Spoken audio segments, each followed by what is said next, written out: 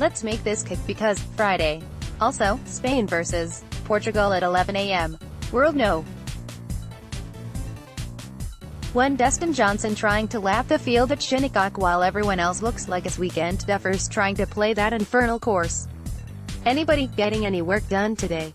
Didn't think so. On with the skate, the home team Nikita Tryamkin, hey, remember me? Duh. DARRYL DYCK, the Canadian press writing about hockey as the summer solstice approaches can be a tough gig, unless you're still following Alex Ovechkin around, which looks like a hell of a lot of fun, but our Ed Wiles is up to the task of digesting all those off-season management bromides and spinning them into something resembling truth. Like the reality that the Canucks aren't going to go hog wild in free agency this summer. The foundation of your team is built through the draft, Trevor Linden told Wiles. I think we have to recognize where we are and be prudent and patient and not get ahead of ourselves. At least that's a bit more honest than the last few years, when we were fed the illusion that the Canucks were gunning for a playoff run while mixing in youth. Really? Were we really? Was that all intentional smoke and mirrors? Or was the brain trust itself deluded about the strength of those squads? Hard to say. But this frank talk, if not the results of the recent vintage of the team on the ice, is something we can get behind. Speak your truth, Trev. Tryamkin again? Former Canucks defenseman Nikita Tryamkin walks with an interpreter to an end-of-season news conference in April 2017. How do you say in English, just give me some damn shifts? DARRYL DYCK, the Canadian Press Daily Hive's Yannick Beichler landed a nice catch this week when he had a long-distance chat with one-time Canucks D-man Nikita Tryamkin, who's playing over in Putinland.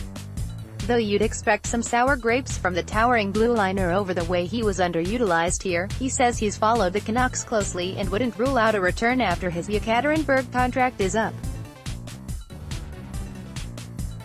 All he wanted to do, then and now, was play. The lack of ice time is the reason I decided to leave the Canucks, Tryamkin told Daily Hive via email. Tryamkin received just 16:44 of ice time in 66 games under former head coach Willie Desjardins. I was a first-pairing D-man in Yekaterinburg this season, so I was pretty happy there. As for a couple years hence?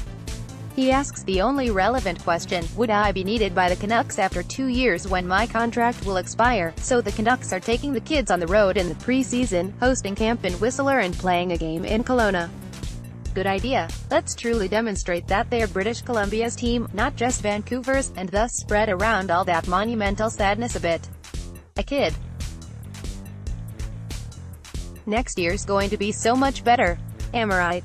Round the NHLWA, is there a story out there this week that trumped the one involving Erik Karlsson's wife being harassed by another senator's wag? Nah, not even close. It evolved over the week as Melinda Karlsson filed a protection order against her alleged online troller, and the team said it knew about the allegations for weeks. And the rumor is the situation has Erik Karlsson wanting out of Ottawa, UG Lee. That mess simply won't fix itself unless the Sens do something drastic. Like trade away Mike Hoffman, whether you think he deserves it or not. Only, the Ottawa Sun's Bruce Garriock says the Canucks are on a list of teams that are likely interested in Hoffman despite the hubbub. Well, here comes the World Cup. World Cup kicks off for real today, after a shady start where Russia obliterated that Saudi Arabian powerhouse. You know, the squad that's part of a super strong, randomly selected group of death that miraculously gives the hosts a sniff at advancing out of the group stage. How random that group draw was. How completely random. One thing I loved from that game was Gus hitting on Fox during halftime. The coach, who knows a thing or two about trying to get lesser teams to rise to the occasion, was asked why the Saudis were losing. He said, essentially, they don't know what they're doing. They don't know how to play soccer. For the record, Robbie Williams wasn't really flipping off the entire world there. He was giving it to the UK press for slagging him about being a Putin puppet and taking his blood money. So much bro-hugging. The Canada-US-Mexico delegation celebrates winning the 2026 World Cup bid. Pavel Golovkin, AP. In pre-tournament news, FIFA announced that North America will co-host the 2026 event. That sparked a flurry of reflection among British Columbians about whether it was a wise decision to back away slowly from those soccer shucksters and their shenanigans, which of course means we miss out on hosting a Burkina Faso vs. Albania game or something. We polled you informally about Vancouver missing out on the action, and the results were mixed.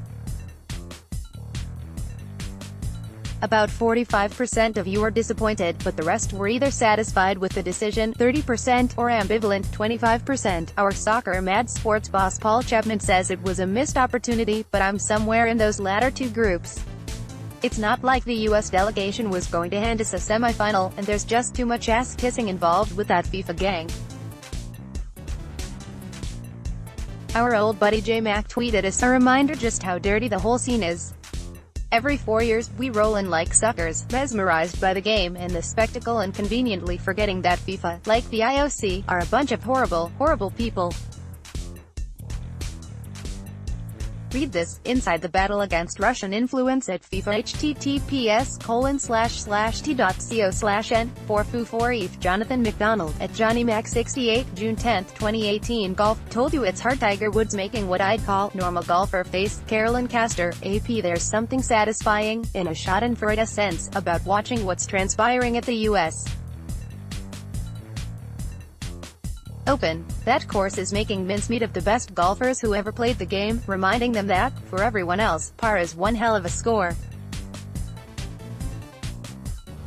Tiger, Rory, Phil, most of the generational superstars might be gone by the weekend. And don't be surprised if one or more of them whines that it was too tough out there. Yeah, tell it to someone who hasn't taken a 9 on a 120-yard par 3, dudes. Suck it up and deal. Let's make a night of it. The scoreboard warns of severe weather, delaying action for hours in Winnipeg Thursday night.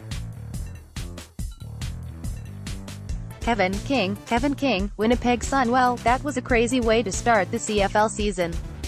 The Blue Bombers opened festivities taking on the Eskimos in Winnipeg last night, and I think they may still be playing. Night Owls feel like coming down to this stadium. Free entry for the rest of the night, and there's still a half of football left. WPG Blue Bombers at WPG. Blue Bombers, June 15, 2018. Those who rushed back to their seats after the record-setting weather delays were treated to this just before the half. Pretty agile on that sodden turf. Capping off the bizarre night, which turned out to be the longest regular season CFL game in history, the visiting ESKs had to go spoil the party with a last-second Shaun White field goal. No Submariners this year. King, Felix Hernandez and the Mariners lost a 2-1 nail-biter to the Boston Red Sox last night, but already their games have a buzz that's been rare in Seattle for a decade. Lindsey Wasson, Getty Images. Seems that Seattle Baseball Club has been on the brink of relevancy for years now without much to show for it. But maybe, just maybe, this season is different. Vibe coming from down the I-5 is of a team able to stand up and battle for their division, or at least a wild card, since it's looking like the world champion Astros may not lose again this season. This play during their sweep of the Angels was a showstopper, and helps explain how they won a game in which Mike Trout was Mike Trout, 2 homers, ho-hum. We'll beat you anyway. Then on Wednesday, Seattle stubbornly kept pitching to Trout and gave up another bunch of hits to the perennial MVP, and still came out with a walk-off homer win. Things are going so well, in fact, that superstar Robinson Cano is going to have to fight for playing time when he comes back from his PED suspension. Managers yelling, "What makes baseball great?" A close-up look at one of my favorite things in baseball, NSFW language. Might want to use earbuds. Update, well, damn, looks like MLB is trying to remove that clip from the interwebs because it's profane. There. It's also great, you schlubs. Try this if that one up there isn't playing for you. It's not just Mets fans who love dirt-kicking, spittle-flying managers. I grew up with Billy Martin's histrionics in Detroit. He was a straight monster, but I liked him because he once gave me a practice ball at spring training. Those things are gold when you're a kid. Last lap, just give me a minute. It's been a long year. Tad Vesner, AP. Apparently we're all just tired. Tired of talking about Trump and Rocket Man and Trudeau's terrible tariff tiff? Because everyone stopped what they were doing this week to track the epic tale of a raccoon crawling up, then trying to get down, a U.S. skyscraper. It was strangely riveting. Let's wrap this up with the official roller skate song of the day.